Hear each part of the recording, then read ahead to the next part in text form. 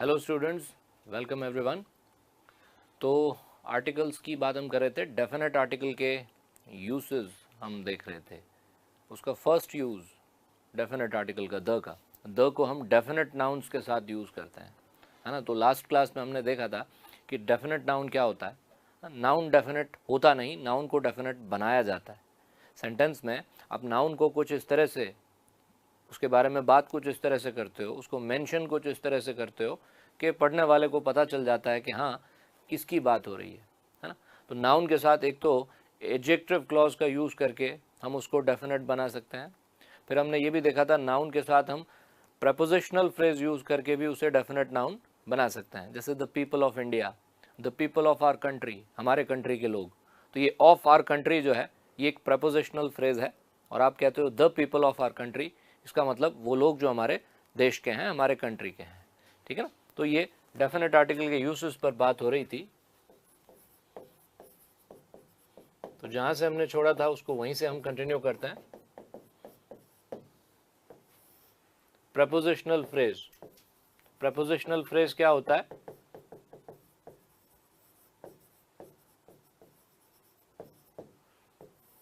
Prepositional phrase मैंने बताया था, प्रपोजिशनल फ्रेज एक ऐसा फ्रेज होता है जो किसी प्रपोजिशन से स्टार्ट होता है। इन, ऑन, एट से स्टार्ट होने वाले जो फ्रेज होते हैं इन्हें हम प्रपोजिशनल फ्रेज कहते हैं, ठीक है।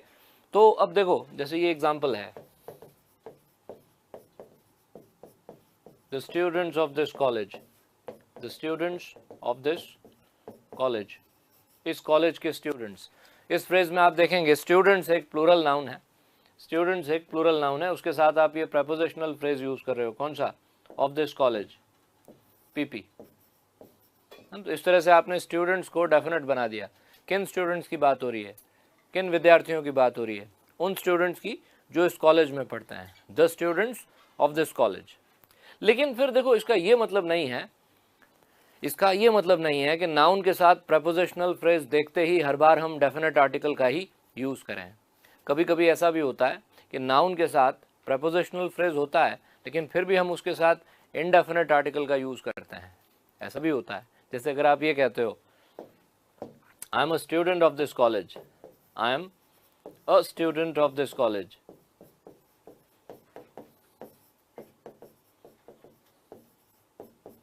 तो इसका मतलब क्या? इसका मतलब मैं इस कॉलेज का एक स्टूडेंट हूं, मैं इस कॉलेज का एक स्टूडेंट हूं। अब दोनों में डिफरेंस आपको पढ़ने से समझ में आ जाएगा। जब आप कहते हो the students of this college, तो the students of this college का मतलब होता है वो स्टूडेंट्स जो इस कॉलेज में पढ़ते हैं। तो अगर आपको ऐसे कहना है कि वो स्टूडेंट्स जो इस कॉलेज के हैं, या इस कॉलेज के स्टूडेंट्स, ऐसा कहना है, तब तो आप स्टूडेंट्स के साथ डेफिनेट आर्टिकल का यूज़ करिएगा। लेकिन अगर आपको कहना है कि मैं इस कॉलेज का एक स्टूडेंट हूँ, मैं इस देश का एक नागरिक हूँ, मैं इस देश का एक नागरिक हूँ, तो इंग्लिश में कैसे कहेंगे? I am a citizen of this country, I am a citizen of this country.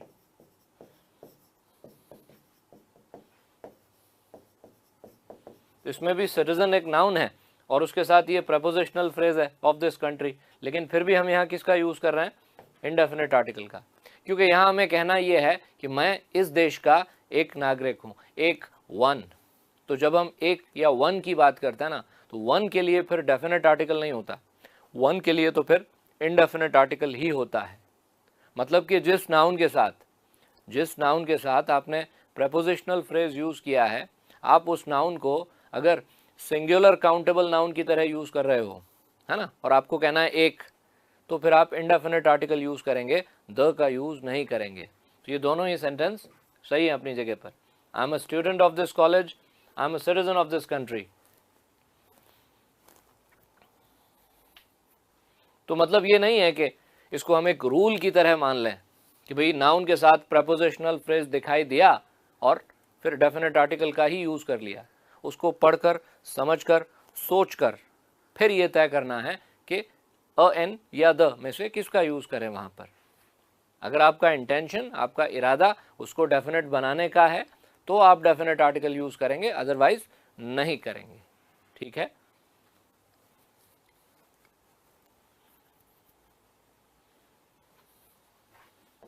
The poems of Shakespeare, the plays of Shakespeare,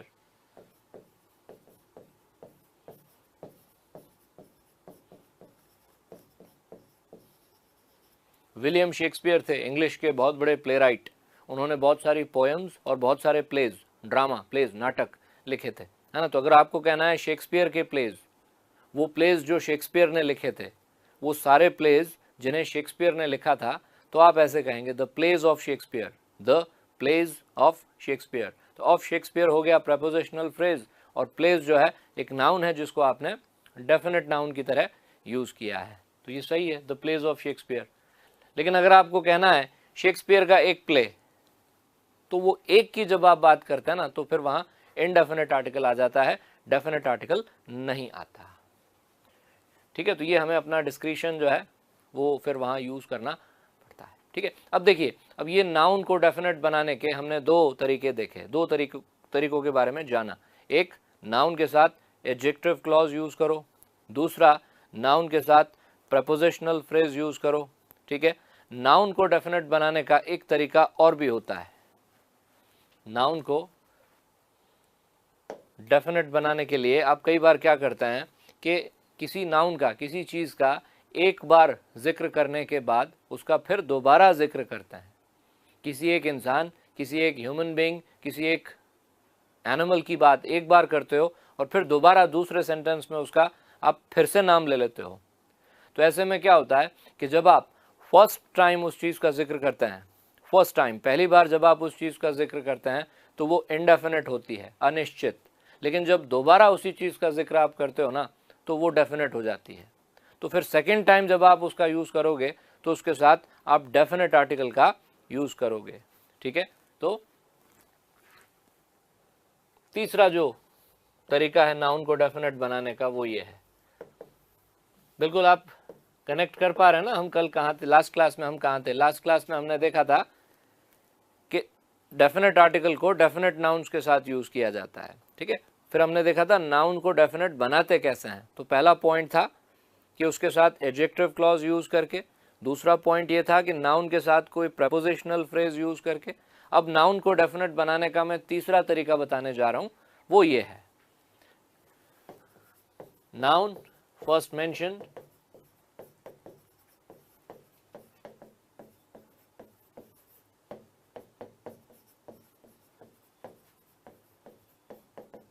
noun mentioned before.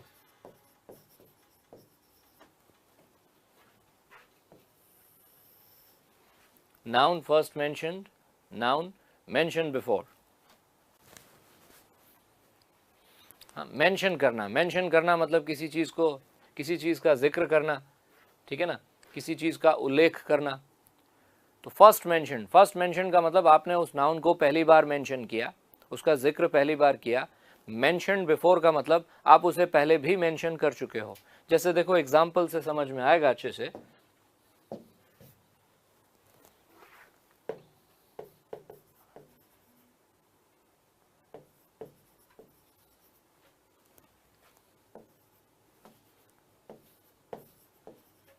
There was a farmer.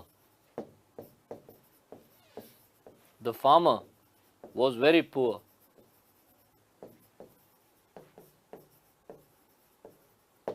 There was a farmer. The farmer was very poor. दो sentence हैं ये। हाँ, ये दो sentences हैं। पहले sentence में आप कह रहे हो कि एक किसान था, एक फार्मर था। ठीक है, आपने किसी फार्मर का पहली बार जिक्र किया, आपने कहा एक किसान था, एक फार्मर था। फिर दूसरे सेंटेंस में दोबारा आपने उसी फार्मर के बारे में कहा कि वो किसान बहुत गरीब था। पहले सेंटेंस में आपने कहा एक किसान था, दूसरे सेंटेंस में आपने कहा वो किसान बहुत गरीब था, है ना। तो जब फर्स्ट टाइम आप उस फार्मर का जिक्र कर रहे थे तब आपने कहा अ फार्मर। ठीक है, लेकिन दोबारा जब उसी फार्मर के बारे में बात करनी पड़ी आपको तो आपने कहा द फार्मर। एक किसान था, वो किसान बहुत गरीब था, है ना। तो जब दोबारा आप उसी फार्मर के बारे में बात करोगे तो सामने वाले को, लिसनर को ये पता चल जाएगा कि आप किस फार्मर के बारे में बात कर रहे हैं। You are talking about the same farmer. आप उसी फार्मर के बारे में बात कर रहे हैं जिसके बारे में आपने पहले वाले सेंटेंस में बताया था, है ना। तो ये वाला फार्मर जो है ये एक इनडेफिनेट नाउन है, इनडेफिनेट। लेकिन दूसरे सेंटेंस में जो आप फार्मर का यूज कर रहे हो वो एक डेफिनेट नाउन है ना। अब यहाँ फार्मर डेफिनेट बन गया। अब आप अगर इस फार्मर के बारे में 10 बातें और कहना चाहते हो पूरा पैराग्राफ लिखना चाहते हो अगर आप उस फार्मर के ऊपर, है ना, तो हर बार अब फार्मर के साथ आप द का यूज करोगे, हाँ, द फार्मर इस तरह से।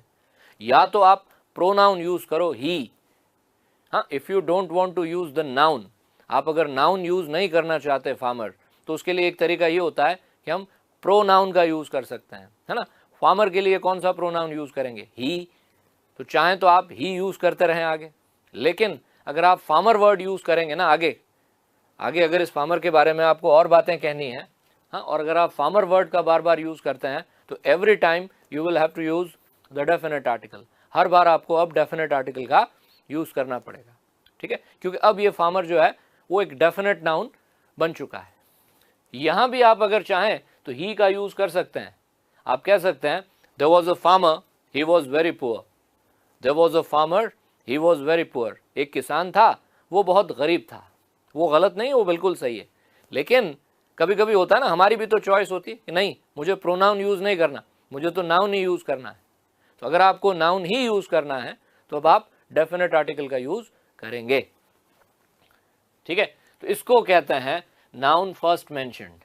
ये जो फार्मर है यह noun first mentioned. First mentioned मतलब जिसको पहली बार मेंशन किया, जिसका जिक्र सेंटेंस में पहली बार हुआ। और ये वाला जो फार्मर है ये है noun mentioned before. Mentioned before का मतलब इसे पहले भी मेंशन किया जा चुका है, दोबारा मेंशन किया गया है। तो जो नाउन फर्स्ट मेंशन्ड होता है ना, जिसको फर्स्ट टाइम मेंशन किया होता है, उसके साथ तो इनडेफिनेट आर्टिकल, और जिसे पहले भी मेंशन कर चुके होते हैं आप, उसके साथ definite article. There was a farmer, the farmer was very poor.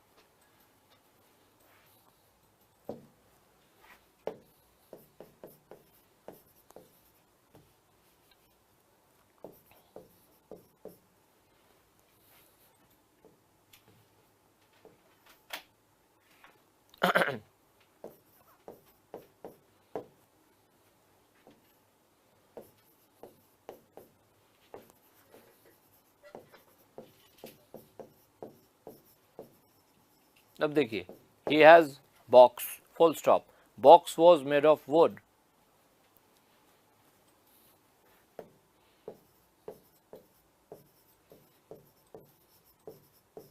she bought blank space gift for her sister, full stop, blank space gift was very expensive,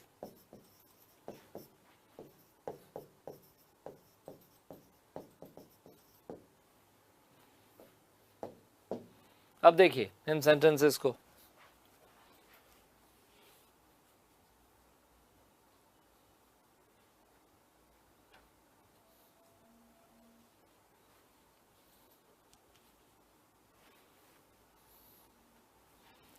he had box, box was made of wood। अब आपने किसी box का जिक्र दो बार किया है, एक बार पहले सेंटेंस में, दूसरी बार एक दूसरे सेंटेंस में। आप ये कहना चाह रहे हैं कि उसके पास एक बॉक्स था, उसके पास एक बॉक्स था, वो बॉक्स लकड़ी का बना था, है ना। तो जब फर्स्ट टाइम आप उस बॉक्स के बारे में कह रहे हो तो क्या कहोगे, he had a box, he had a box, उसके पास एक बॉक्स था। फिर आप कह रहे हैं उस बॉक्स के बारे में कि वो बॉक्स किस मटेरियल का बना था, वो बॉक्स लकड़ी का बना था। The box was made of would, the box was made of would. पहली बार जब आप बॉक्स का जिक्र कर रहे थे तो इंडेफिनिट, दोबारा जब उसी बॉक्स के बारे में बताओगे तो वो डेफिनेट हो गया। अब आप इस बॉक्स के बारे में अगर आगे और बातें करना चाहते हो तो हर बार द बॉक्स, या तो प्रोनाउन यूज करो इट, ठीक है, या फिर अगर बॉक्स वर्ड काम में लेना है तो बॉक्स के साथ तो आपको द का यूज करना होगा। अब she bought gift for her sister, उसने अपनी बहन के लिए एक गिफ्ट खरीदा। गिफ्ट वॉज वेरी एक्सपेंसिव, वो गिफ्ट बहुत महंगा था। क्या कह रहे हैं आप कह रहे हैं उसने अपनी सिस्टर के लिए एक गिफ्ट खरीदा, फिर आप उस गिफ्ट के बारे में बता रहे हैं कि वो गिफ्ट बहुत महंगा था। तो she bought a gift for her sister, the gift was very expensive. पहली बार जब आपने गिफ्ट का जिक्र किया तो इंडेफिनिट, दोबारा जब आप उस गिफ्ट के बारे में बात कर रहे हैं तो डेफिनेट हो जाता है द गिफ्ट। आप इट यूज कर सकते हैं, कह सकते हैं she bought a gift for her sister, it was very expensive, ठीक है। प्रोनाउन यूज कर सकते हो, और अगर नाउन यूज करना है तो नाउन के साथ तो आर्टिकल आएगा। तो ये एक तरीका और है किसी नाउन को डेफिनेट बनाने का। तो 3 तरीके देखे हमने, कौन कौन से? एक तो नाउन के साथ एडजेक्टिव क्लॉज, एक प्रेपोजिशनल फ्रेज, और एक ये किसी नाउन को दूसरी बार मेंशन करके। ठीक है, इस तरह से जो नाउन्स यूज होते हैं उन्हें डेफिनेट नाउन्स कहते हैं, और डेफिनेट नाउन्स के साथ डेफिनेट आर्टिकल का यूज होना चाहिए। ठीक है ना? तो अब इसके बाद में ये था डेफिनेट आर्टिकल का फर्स्ट यूज। ये जो हमने देखा ये डेफिनेट आर्टिकल का फर्स्ट यूज है, द का पहला यूज है। अब हम आगे बढ़ते हैं और बात करते हैं डेफिनेट आर्टिकल के सेकंड यूज की। और डेफिनेट आर्टिकल कहाँ कहाँ आता है? डेफिनेट नाउन्स के साथ तो आता है, लेकिन इसके अलावा और कहाँ कहाँ यूज होता है? ठीक है, तो इसको तो आप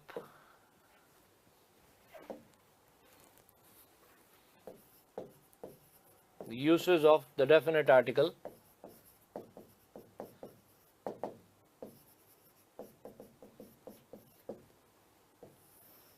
uses of the definite article, इसमें सेकेंड यूज उसका, सेकेंड यूज होता है before superlative degree, before superlative degree.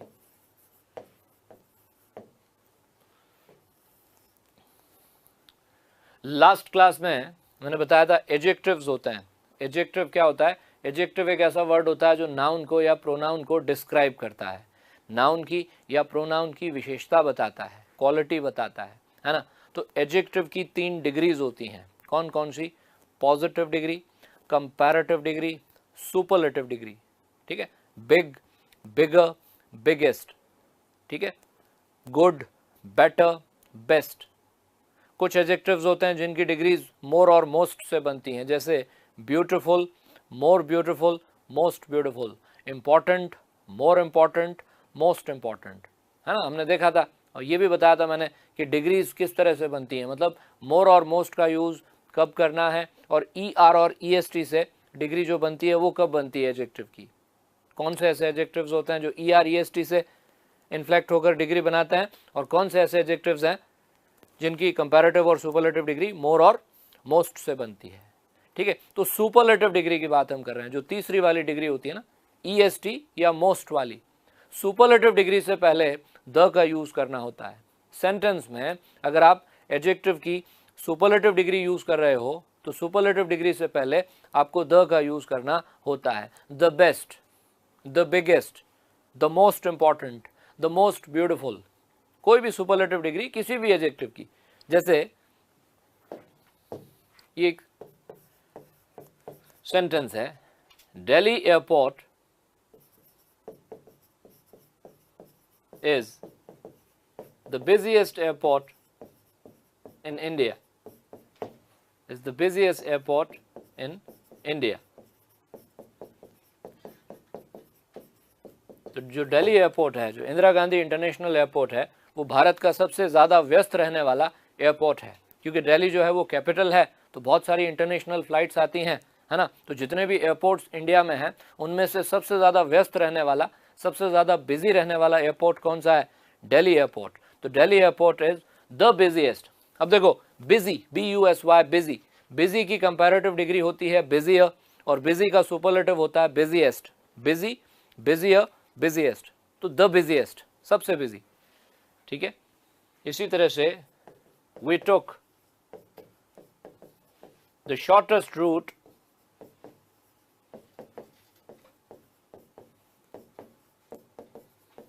to the airport। हमें एयरपोर्ट जाना था, हमें अपने घर से एयरपोर्ट जाना था। एयरपोर्ट जाने के 2-3 रास्ते थे, एक रास्ता लंबा था, एक रास्ता उससे छोटा था, और एक रास्ता था जो सबसे छोटा था। जो सबसे छोटा रास्ता है, अगर आप उस रास्ते से जाएंगे तो आप जल्दी पहुंचेंगे। तो हमने एयरपोर्ट जाने के लिए जो सबसे शॉर्ट रूट था, सबसे छोटा रास्ता था, वो लिया।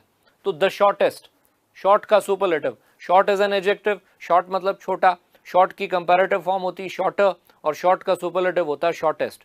शॉर्ट, शॉर्टर, शॉर्टेस्ट, तो the shortest, we took the shortest route to the airport.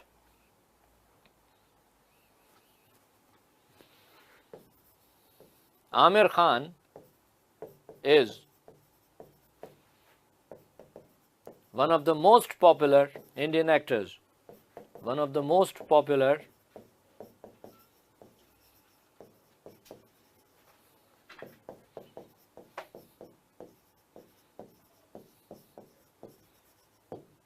Indian actors, जितने भी सबसे पॉपुलर इंडियन एक्टर्स हैं आमिर खान उनमें से एक हैं। आमिर खान भारत के सबसे लोकप्रिय अभिनेताओं में से एक हैं। इंडियन एक्टर्स जो पॉपुलर हैं, सबसे पॉपुलर हैं, आमिर खान उनमें से एक हैं। ठीक है, तो देखो पॉपुलर एक एडजेक्टिव है, पॉपुलर का कंपैरेटिव मोर पॉपुलर और पॉपुलर का सुपरलेटिव मोस्ट पॉपुलर। तो आप उसके साथ डेफिनेट आर्टिकल का यूज कर रहे हो, द मोस्ट पॉपुलर, है ना। तो the busiest, the shortest, the most popular, the busiest, the shortest, the most popular. Superlative degree कोई भी हो उसके साथ डेफिनेट आर्टिकल का यूज करना है।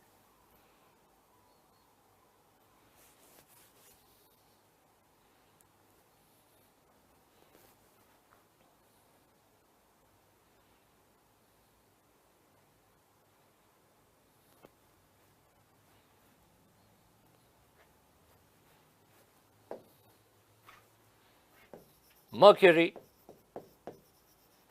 is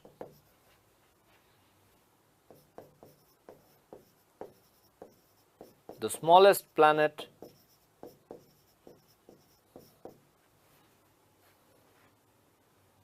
of the solar system.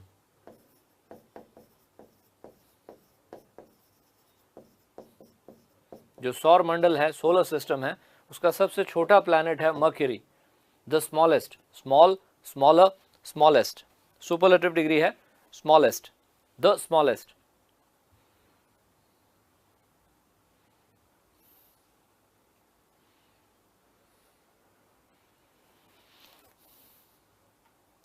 ठीक है, तो ये तो याद रखने की बात हो गई कि एडजेक्टिव की सुपरलेटिव डिग्री का अगर सेंटेंस में यूज हुआ है तो उसके साथ आपको द का, डेफिनेट आर्टिकल का यूज करना है।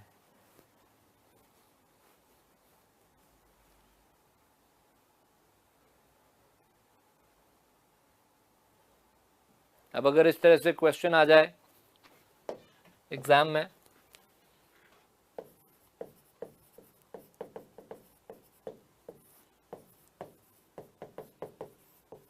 Switzerland is one of most beautiful countries in the world.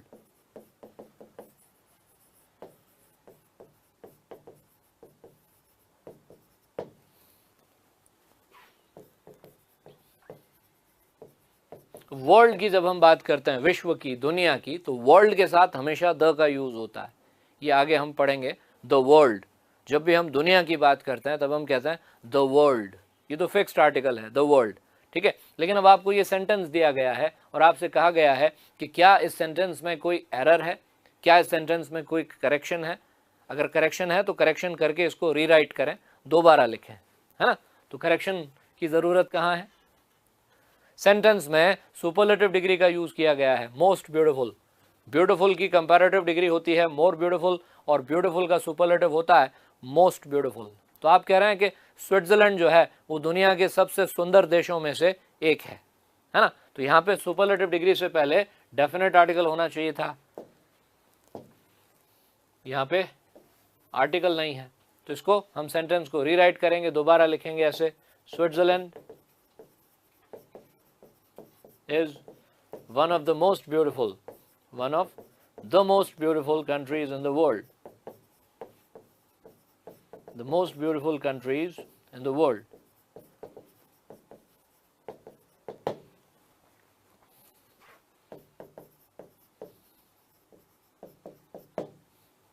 ठीक है,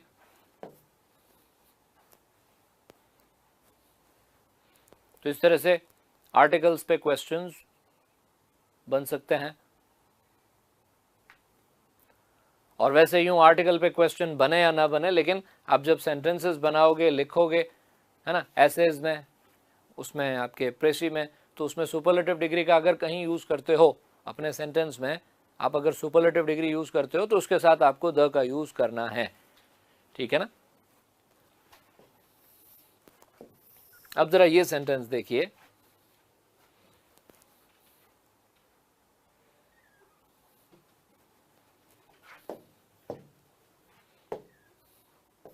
that was his shortest speech ever.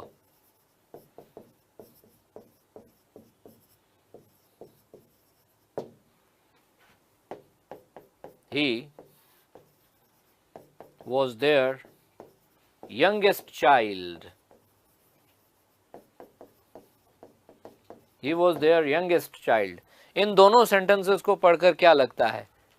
क्या ये दोनों ठीक हैं या इनमें कोई कमी है, कोई एरर है, मिस्टेक है?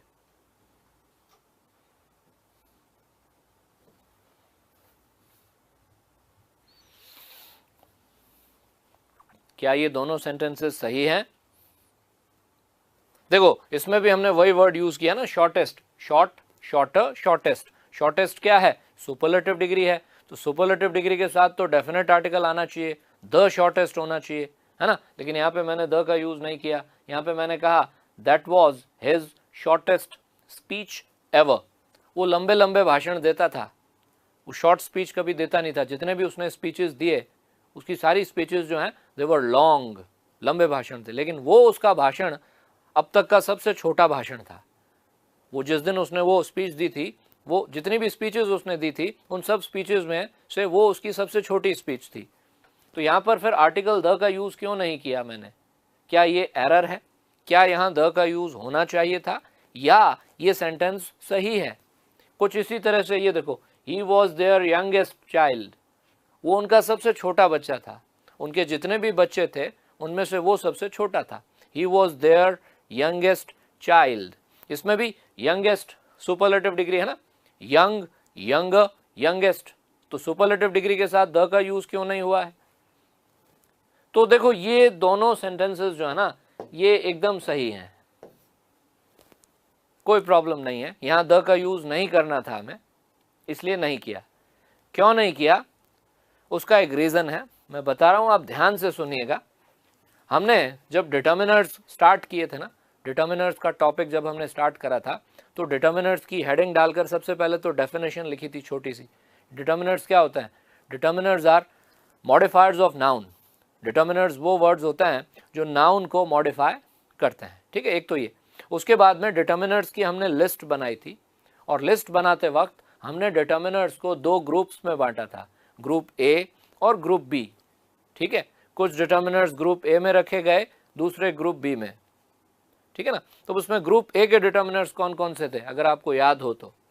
बट डिटर्मिनर्स कौन कौन से हैं? डिटर्मिनर्स में some, any, few, little, many, much, हाँ.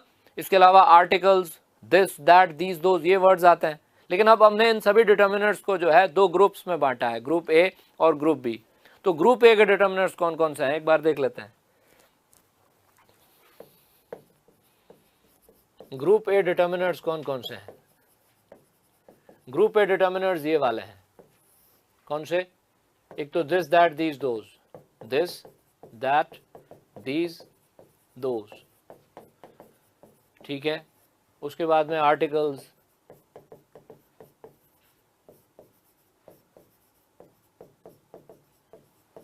ठीक है. और उसके अलावा ये my, our, your, his, her, its, their, ये वाले words.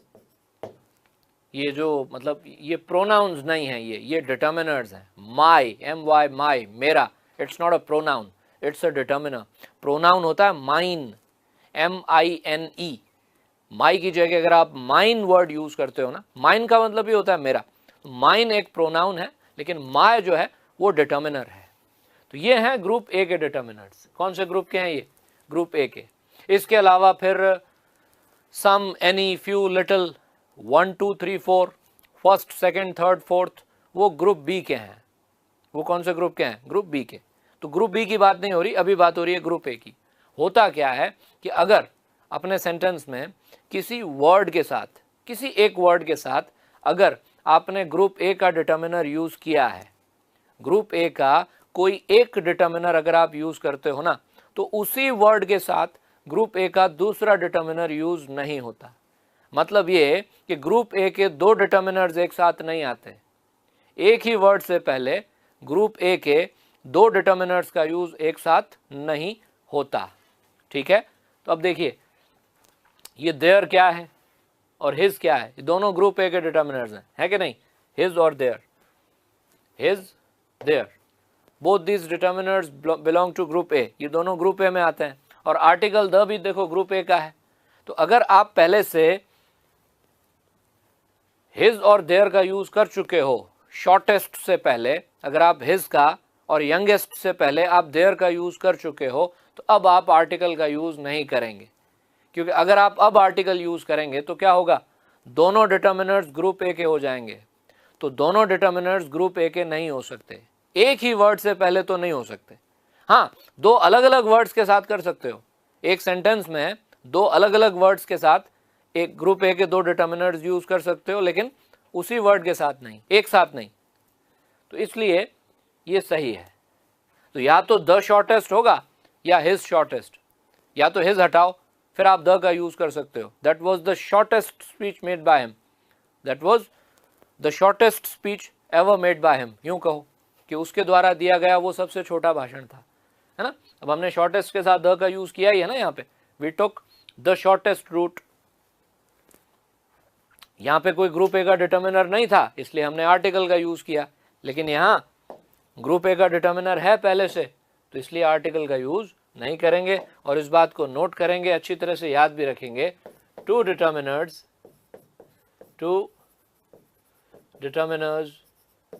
Of group A, two determiners of group A never go together before the same word.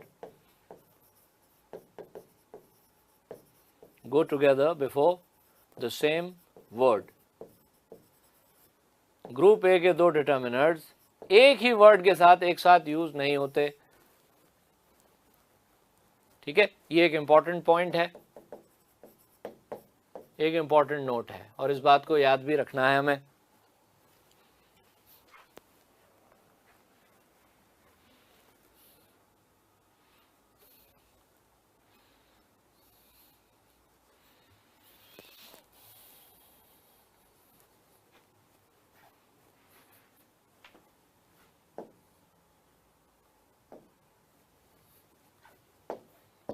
अब अगर सेंटेंस ये होता, he was blank space youngest member of their family, youngest member of their family,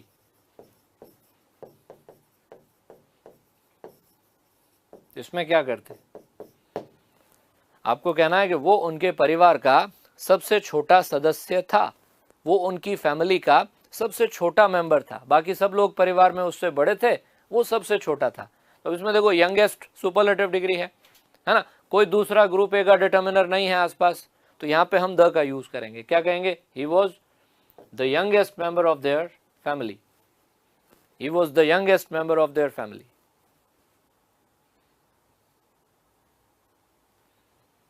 he is my best friend, he is my best friend.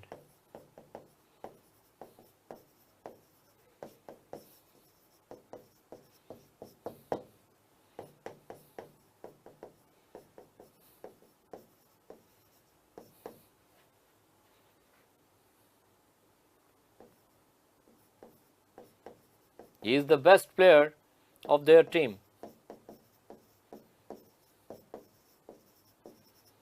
अब दोनों sentences में best का use हुआ है। बेस्ट जो है सुपरलेटिव डिग्री है गुड की, गुड, बेटर, बेस्ट। ठीक है, यहां पर आपने बेस्ट का यूज किया, बेस्ट के साथ द का यूज किया, सही है। ही is the best player of their team, वो उनकी टीम का सबसे अच्छा खिलाड़ी है, द बेस्ट प्लेयर। लेकिन ऊपर वाले सेंटेंस में बेस्ट के साथ आपने माई का यूज कर रखा है, और माई जो है वो देखो ग्रुप ए का डिटर्मिनर है। तो ग्रुप ए का एक डिटर्मिनर जब आ गया तो दूसरा डिटर्मिनर ग्रुप ए का नहीं आएगा, इसलिए ये दोनों सेंटेंसेस अपनी अपनी जगह पर सही हैं। He is my best friend, he is the best player of their team, he was the youngest member of their family.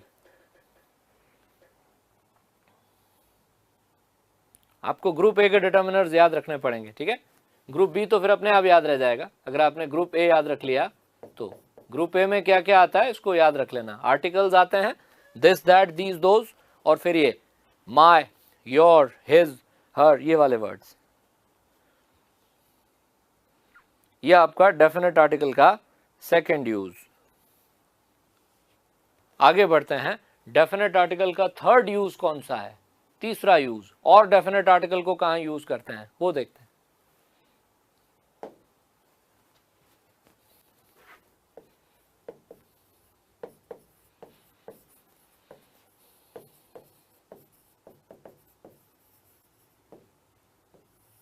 Before ordinals, ordinals के साथ, ऑर्डिनल्स क्या होते हैं?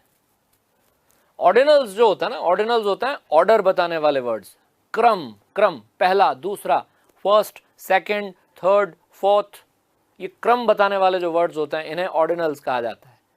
नेक्स्ट, लास्ट, एक तरह से जो ऑर्डिनल्स हैं ये ग्रुप बी के डिटर्मिनर्स हैं। आपको याद होगा डिटर्मिनर्स की लिस्ट में ग्रुप बी में हमने क्या क्या लिखा था। ग्रुप बी में एक तो 1 2 3 4 5 6, फिर उसके अलावा सम, एनी, फ्यू, लिटिल, ये वाले वर्ड्स, और फिर ये भी ग्रुप बी में ही आते हैं, first, second, third, next, last. ठीक है, इन्हें ऑर्डिनल्स कहते हैं। इन वर्ड्स को क्या कहते हैं? ऑर्डिनल्स। फर्स्ट, सेकंड, थर्ड, क्रम बताने वाले, ऑर्डर बताने वाले वर्ड्स, ये ऑर्डिनल्स हैं। ऑर्डिनल्स के साथ डेफिनेट आर्टिकल का यूज होता है सेंटेंस में। अगर आप ऑर्डिनल यूज करते हो, फर्स्ट, सेकंड, थर्ड, फोर्थ का यूज करते हो, तो उसके साथ आपको द का भी यूज करना है। एग्जांपल्स देखते हैं।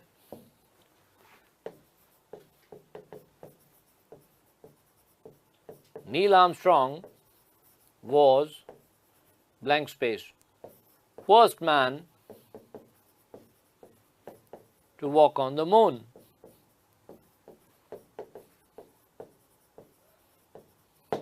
चांद पर कदम रखने वाला, चांद पर चलने वाला पहला आदमी था Neil Armstrong, first man to walk on the moon.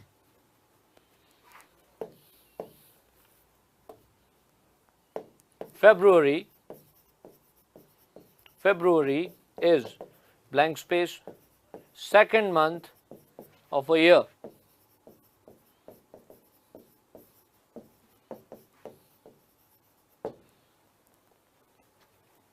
December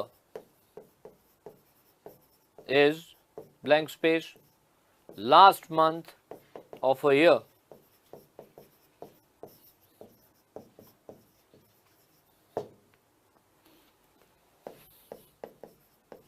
Their house is on 5th floor.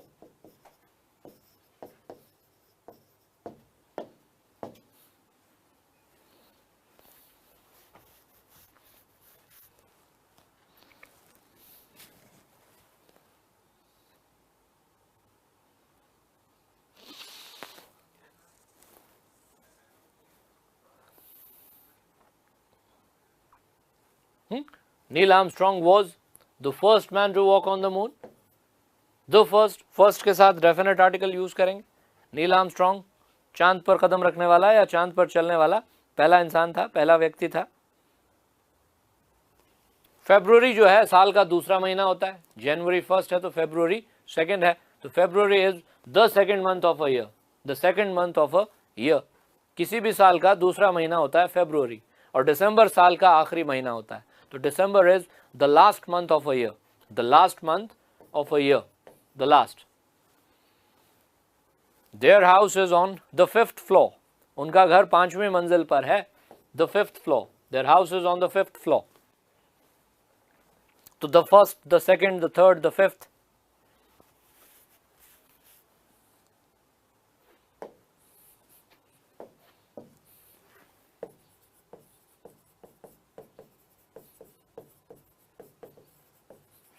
many important inventions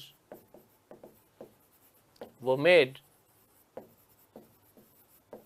in 20th century.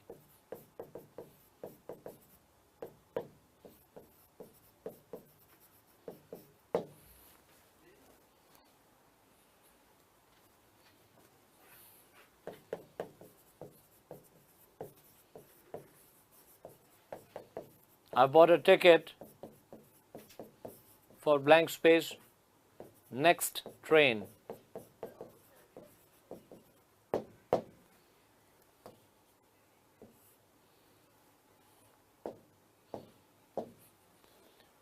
20वीं सदी में बहुत सारे इंपॉर्टेंट इन्वेंशंस किए गए, बहुत सारे महत्वपूर्ण आविष्कार हुए 20th सेंचुरी में. Many important inventions were made in the 20th century. The 20th भी तो एक ऑर्डिनल है. फर्स्ट सेकंड अगर ऑर्डिनल्स हैं तो 10th और 11th भी ऑर्डिनल्स हैं और 20th भी एक ऑर्डिनल है. तो जब भी आप सदियों की बात करते हो ना, 20वीं सदी, 21वीं सदी, तो द 21st सेंचुरी, हम 21वीं सदी में जी रहे हैं. We are living in the 21st century. Inventions were made in the 20th century, the 20th. Even जब आप डेट भी बताते हो, तारीख बताते हो कि महीने की कौन सी तारीख है, तो आप ऐसे कहते हो, हाँ द 10th ऑफ दिसंबर. दिसंबर की अगर 10 तारीख है तो क्या कहेंगे, the 10th of December. The 15th of August, 15th of August नहीं बोलते, क्या बोलते हैं, द 15th ऑफ ऑगस्ट, क्योंकि 15th क्या है, 15th इज एन ऑर्डिनल. ठीक है ना.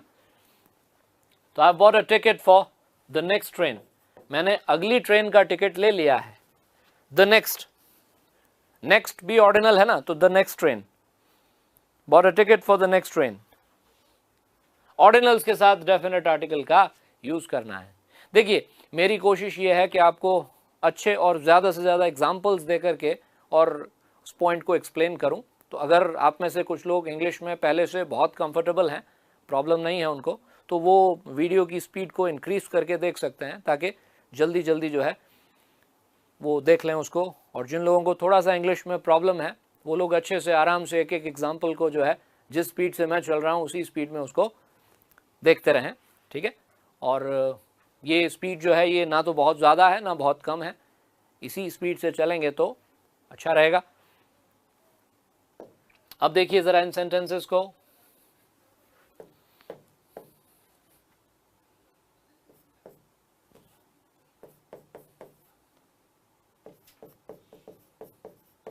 You did not answer my first question.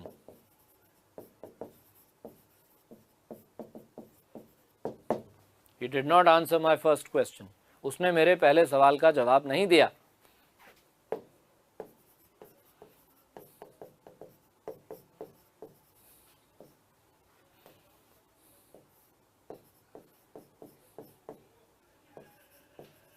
What is your next question? तुम्हारा अगला सवाल क्या है? यहां क्या करना चाहिए? इन सेंटेंसेस में हमें क्या करना चाहिए?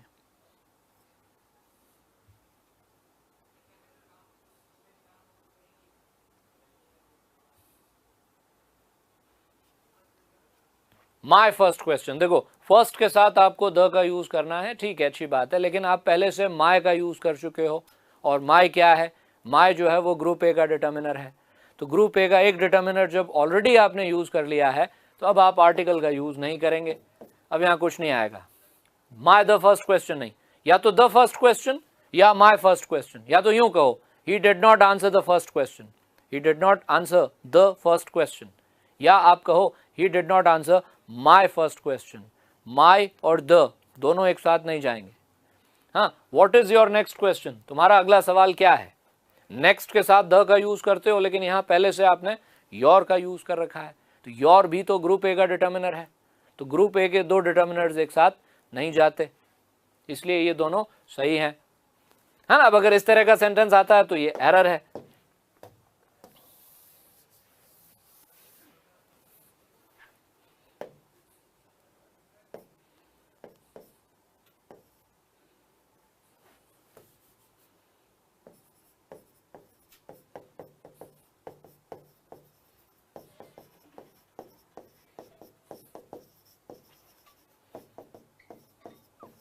What is your the next question? Now this is incorrect. ये गलत है. गलत इसलिए है कि आपने योर का भी यूज किया है और द का भी यूज किया है. तो ग्रुप ए के दो डिटर्मिनर्स तो एक साथ कैसे आएंगे, है ना. तो दिस इज रॉन्ग, लेकिन ये सही है. ग्रुप ए के दो डिटर्मिनर्स एक साथ यूज नहीं होते.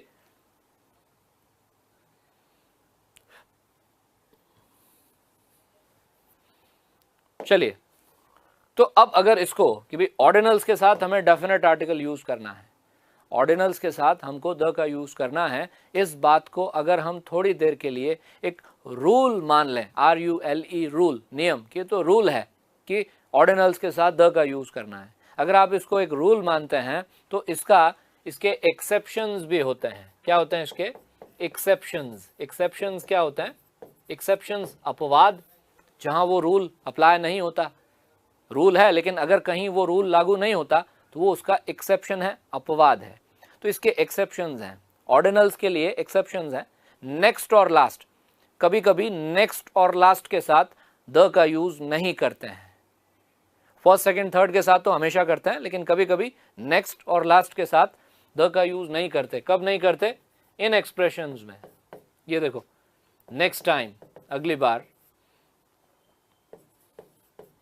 नेक्स्ट वीक अगले हफ्ते, नेक्स्ट मंथ अगले महीने, नेक्स्ट ईयर अगले साल, नेक्स्ट डोर। नेक्स्ट डोर का मतलब पास वाले घर में, पड़ोस में, पास वाले पड़ोस के घर में, नेक्स्ट डोर। हाँ, तो ये जब ये बेसिकली एडवर्बियल्स हैं। ये क्या है? ये एडवर्बियल्स हैं। तो नेक्स्ट का यूज जब आप इस तरह से एडवर्बियल्स में करते हो ना, तो आर्टिकल नहीं आता। ठीक है। इसी तरह से last, last time, last night,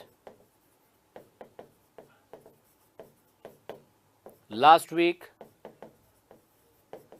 last month, last year.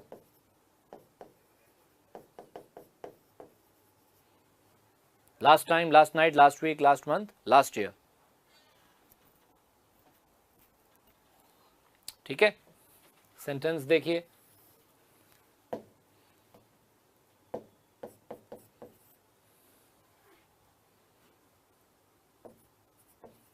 he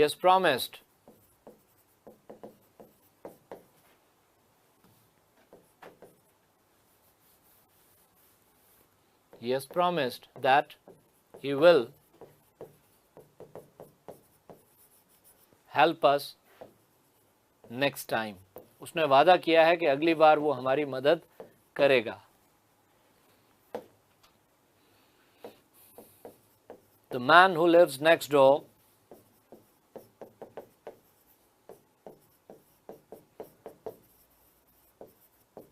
is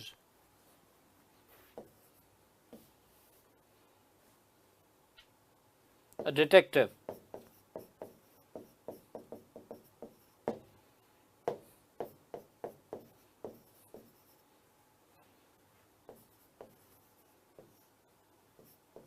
I saw her last night.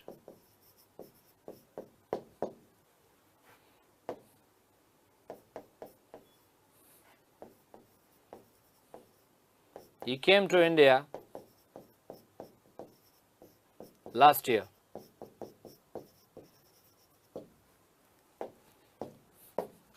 क्या करेंगे? पढ़िए इन सेंटेंसेस को।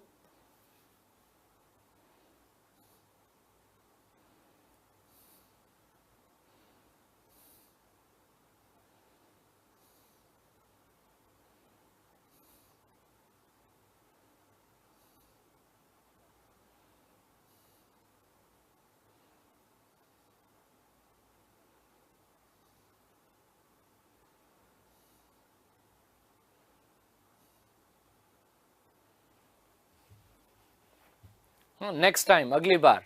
नेक्स्ट टाइम एक ऐसा एक्सप्रेशन है, इसमें नेक्स्ट का यूज तो भले हो रहा है, लेकिन नेक्स्ट टाइम में नेक्स्ट के साथ आर्टिकल नहीं आता। नेक्स्ट डोर में भी नहीं आता। वो आदमी जो पास वाले घर में रहता है वो एक जासूस है, डिटेक्टिव है। The man who lives next door is a detective. I saw her last night, मैंने उसे कल रात को देखा था। No article. लास्ट नाइट में लास्ट के साथ no article. He came to India last year, पिछले साल वो इंडिया आया था, तो लास्ट ईयर में लास्ट के साथ नो आर्टिकल। है ना? देखो, ये छोटी छोटी बातें हैं, लेकिन ये बहुत कॉमन है और बहुत इंपॉर्टेंट हैं। अब ये ऐसे एक्सप्रेशंस हैं जिनका हमें बहुत बार, बल्कि बार बार यूज करना पड़ सकता है सेंटेंस में, है ना? तो ये छोटी सी मिस्टेक जो है ना, वो सेंटेंस को एरोनियस बना देती है। हम लोग अगर नहीं जानते इन बातों को तो हमारा ध्यान नहीं जाता, लेकिन अगर हम जानते हैं, या जिसको ये सब चीज़ें पता होती है ना, वो जब पढ़ता है तो उसको मिस्टेक पहले दिखती है ना? तो इसलिए आर्टिकल्स की मिस्टेक तो करनी ही नहीं है। आर्टिकल्स की मिस्टेक तो बिल्कुल अपने सेंटेंसेस में करनी ही नहीं है, क्योंकि ये मिस्टेक पहले नज़र आती है। ठीक है ना? अच्छा, अब कभी कभी क्या होता है, कभी कभी हम इस तरह के एक्सप्रेशंस काम में लेते हैं,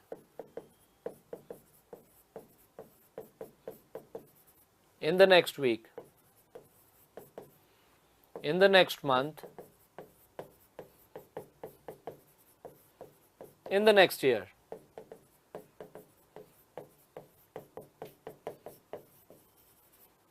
in the last week,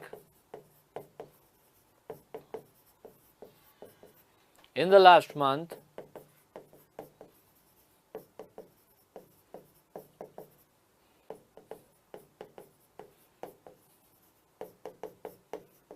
in the last year, है ना। तो अब देखो ये नेक्स्ट मंथ, एक आप कहते हो नेक्स्ट मंथ और एक आप कहते हो इन द नेक्स्ट मंथ, दोनों में फर्क होता है। एक आप कहते हो लास्ट ईयर, एक आप कहते हो इन द लास्ट ईयर, दोनों में फर्क होता है। मीनिंग का भी फर्क है और लिखने का तरीका भी अलग है। देखो दोनों का मीनिंग भी डिफरेंट है। अब मुझे बताइए नेक्स्ट ईयर और इन द नेक्स्ट ईयर में क्या डिफरेंस होता है? नेक्स्ट ईयर का मतलब क्या है और इन द नेक्स्ट ईयर का क्या मतलब है? जब आप इन का यूज कर रहे हैं, देखो ये तो है नेक्स्ट ईयर, सिर्फ नेक्स्ट ईयर है, इसके पहले कुछ नहीं है, सिर्फ नेक्स्ट ईयर। लेकिन अगर हम नेक्स्ट ईयर से पहले इन का यूज करते हैं तो फिर आर्टिकल द आता है। इन नेक्स्ट ईयर नहीं होता, इन द नेक्स्ट ईयर होता है। या तो सिर्फ नेक्स्ट ईयर होता है, या तो क्या बोला जाता है नेक्स्ट ईयर, नेक्स्ट ईयर मतलब अगले साल, या फिर बोला जाता है इन द नेक्स्ट ईयर। या तो सिर्फ लास्ट ईयर होता है, लास्ट ईयर माने पिछले साल, या फिर बोला जाता है इन the last year, last year या इन द लास्ट ईयर। अगर इन लगाएंगे, अगर आप इन का यूज करेंगे तो इन के साथ फिर आपको आर्टिकल द का यूज करना होगा। अच्छा, अब मीनिंग में क्या डिफरेंस है? लास्ट ईयर और इन द लास्ट ईयर के मीनिंग में क्या डिफरेंस है? अगर मैं कहता हूं लास्ट ईयर, ध्यान से सुनिएगा इसको, लास्ट ईयर, लास्ट ईयर मतलब पिछला साल। अगर अभी 2020 है, हम अभी जिस साल में हैं 2020 में है ना, तो अगर मैं 2020 में कहता हूं लास्ट ईयर तो इसका मतलब मैं 2019 की बात कर रहा हूं। 2020 में अगर आप कहते हो लास्ट ईयर तो इसका मतलब you want to talk about 2019, पिछला साल, यानी ये साल छोड़ दो, पिछला साल। लेकिन अगर आप कहते हो इन द लास्ट ईयर, तो इन द लास्ट ईयर का मतलब होता है पिछले 12 महीने, पिछले 365 दिन। इन द लास्ट ईयर का मतलब क्या होता है? पिछले 365 दिन। इसका मतलब कल से गिनती, येस्टरडे से गिनती शुरू होगी दिनों की, जिसमें से बहुत सारे दिन तो इस साल के होंगे, बाकी कुछ दिन पिछले साल के भी हो जाएंगे। तो इन द लास्ट ईयर का मतलब पिछले 12 महीने, लास्ट ईयर का मतलब पिछला साल। इसी तरह से नेक्स्ट ईयर, 2020 में अगर आप कहते हो नेक्स्ट ईयर तो इसका मतलब 2021 की बात कर रहे हो। लेकिन 2020 में अगर आप कहते हो इन द नेक्स्ट ईयर तो इन द नेक्स्ट ईयर का मतलब अगले 12 महीने, आने वाले 12 महीने, आने वाले 365 दिन। कल से दिनों की गिनती शुरू हो जाएगी, कुछ दिन इस साल के, बाकी दिन आने वाले साल के। ठीक है ना?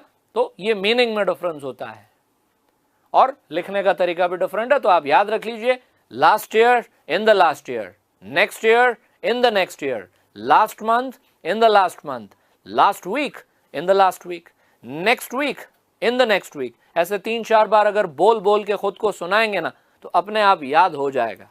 ठीक है?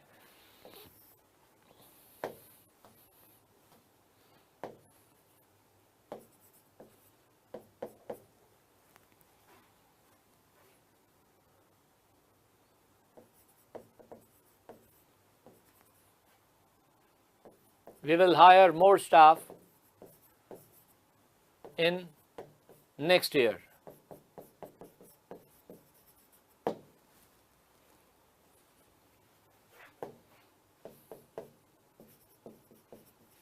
I haven't seen him in last month.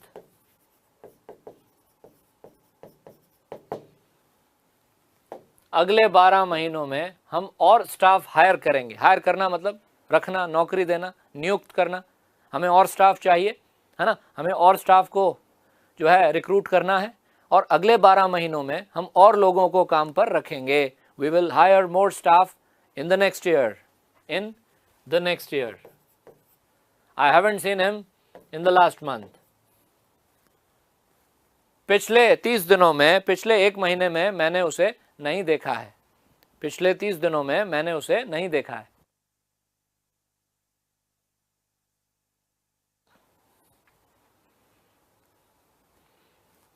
ठीक है, इसको याद रखना, इसको 2-3 बार अच्छे से पढ़ लेना। देखो ये यूसेज और वोकैबुलरी, स्पेशली ये जो ग्रामर वाला पोर्शन है, इसमें जो चीज़ें हम पढ़ेंगे ना, तो एग्ज़ाम में आपको इनमें से कुछ बाहर नहीं जाता। इसके बाहर कहने का मतलब ये है, अगर ये सारी बातें आपको याद हैं, articles, determiners, tenses, passive voice, जो कुछ भी हम पढ़ते हैं, तो ग्रामर और यूसेज के क्वेश्चंस आपको इनमें से मिल जाते हैं। एग्जैक्टली सेम सेंटेंस नहीं मिलता, लेकिन एग्जैक्टली उसी टाइप का क्वेश्चन आपसे ज़रूर पूछा जाता है ना। तो कोशिश करें अपने चांसेस को मैक्सिमाइज, अपने स्कोर को मैक्सिमाइज करने, ठीक है, ताकि मतलब अगर किसी को सपोज उसमें कॉम्पोजिशन में, ऐसे राइटिंग वगैरह में मान लो लगता है कि ज़्यादा प्रॉब्लम है, तो वो यहाँ पर जो है ना उसको मेकअप कर सकते हैं। 50 मार्क्स हैं, 50 मार्क्स वाला जो पार्ट है, इसमें मैंने पहले कहा था आपसे, इसमें you can manage to get 50 out of 50। अगर आप ध्यान से करें, है ना, और अच्छे से मेहनत करें, तो इसमें 50 आउट ऑफ 50 लाए जा सकते हैं। चलो 50 नहीं तो 45 आसानी से लाए जा सकते हैं, 40 लाए जा सकते हैं, 40 भी लेके आते हैं ना, तो एक तरह से वो जो बाकी वाला पार्ट है उस पर बर्डन जो है, उस पर आपका डिपेंडेंस कम हो जाता है क्वालिफाई करने के लिए। ठीक है, तो इसलिए पूरी मेहनत करनी है। हाँ, यूसेज और वोकैबुलरी वाले पार्ट में कुछ भी छोड़ना नहीं है, इसको बिल्कुल लाइटली नहीं लेना है। ठीक है, इसमें से हमें चीज़ें करने को मिलेंगी एग्जाम में, और इसका पूरा बेनिफिट हमें वहाँ भी मिलेगा, कहाँ, कॉम्पोजिशन में। ठीक है, इस एम से जो है इसको लेते हुए और आगे बढ़ना है। और एग्जाम्पल्स जो मैं आपको लिखवाता हूँ, इन एग्जाम्पल्स को आप खुद अपने हाथ से अपनी नोटबुक्स में लिख लो, साथ साथ में, क्लास के साथ साथ में। हाँ, ये सब चीज़ें आपको मिल जाएंगी, इस सब का PDF आपको मिल जाएगा, ठीक है, लेकिन अगर आप अपने हाथ से लिखोगे ना, तो उसका एक अलग मज़ा है, उसका एक अलग अपना फ़ायदा है। ठीक है, हाथ से ज़रूर लिखें, थोड़ा सा टाइम लगता है, लेकिन क्या होता है कि हाथ से लिखी हुई चीज़ें जो होती हैं ना, उनके साथ हम खुद ज़्यादा अच्छे से कनेक्ट कर पाते हैं। दोबारा जब पढ़ते हैं ना, तो वो सारी बातें याद आ जाती हैं, खुद अपने हाथ से सेंटेंस लिखा होता है तो। ठीक है, इतने सेंटेंसेस, इतने एग्जाम्पल्स जो हैं, ये बहुत हैं, बहुत ज़्यादा प्रैक्टिस की ज़रूरत नहीं है। कॉन्सेंट्रेशन से पढ़ने वाले को बहुत ज़्यादा प्रैक्टिस की ज़रूरत नहीं होती। बहुत ज़्यादा प्रैक्टिस की ज़रूरत उन्हें होती है जो कॉन्सेंट्रेशन से नहीं पढ़ते, जिनका कॉन्सेंट्रेशन पुअर होता है ना, उनको बहुत ज़्यादा प्रैक्टिस चाहिए। हाँ, जिनका कॉन्सेंट्रेशन बहुत अच्छा है, उनको तो कम प्रैक्टिस में बहुत अच्छा फ़ायदा हो जाता है। ठीक है, तो कॉन्सेंट्रेशन के साथ करें, कम एग्जाम्पल्स हैं तो उन पर फोकस करें, अच्छे से उनको याद करें, उनको मेमोराइज कर लें, आपका काम हो जाएगा। ठीक है, तो ऑर्डिनल्स के साथ आर्टिकल। अब एक्सेप्शंस होते हैं, देखो लैंग्वेज है इंग्लिश, दुनिया भर में यूज होती है, जगह जगह एक्सेप्शंस मिलते हैं। ऐसे फ्रेजेस होते हैं, मैंने पहले बताया था, कई ऐसे फिक्स्ड फ्रेज होते हैं, वो फ्रेज की जो भाषा है, फ्रेज के जो वर्ड्स हैं, उसकी जो वर्डिंग है, हाँ, उसमें अगर आर्टिकल आता है तो फिर वो हमें याद होना चाहिए कि उसमें आर्टिकल का यूज होता है, और नहीं आता तो, जैसे देखो ये एक एग्जाम्पल है, as a chess player he is second to none।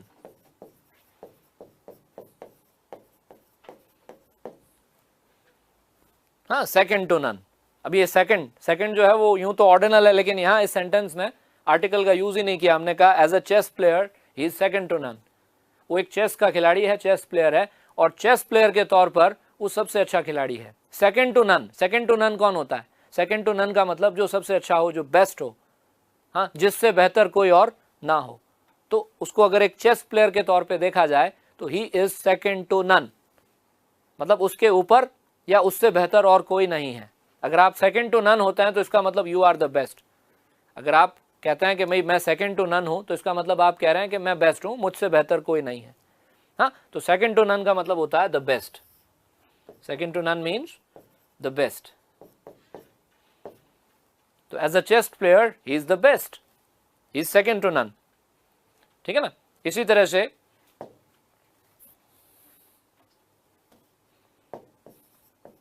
we had planned to go to Mumbai, but we had second thoughts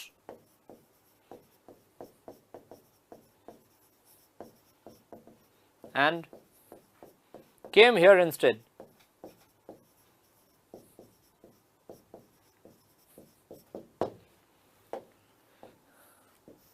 ये एक ईडियम है, मुहावरा है, टू हैव सेकंड थॉट्स, कि हमारी प्लानिंग तो मुंबई जाने की थी लेकिन बाद में हमारा विचार बदल गया और हम यहाँ आ गए। तो टू हैव सेकंड थॉट्स का मतलब क्या होता है? टू हैव सेकंड थॉट्स का मतलब विचार बदलना। अगर आपको सेकंड थॉट्स आते हैं तो इसका मतलब कुछ सोचकर आप अपना इरादा बदल देते हो। तो हमें मुंबई जाना था, हमने प्लान तो मुंबई जाने का बनाया था, लेकिन बाद में हमने इरादा बदल दिया और यहाँ आ गए। We had second thoughts and came here instead. To have second thoughts का मतलब ईडियम है ये, टू हैव सेकंड थॉट्स, इरादा बदलना। टू हैव सेकंड थॉट्स का मतलब इरादा बदलना।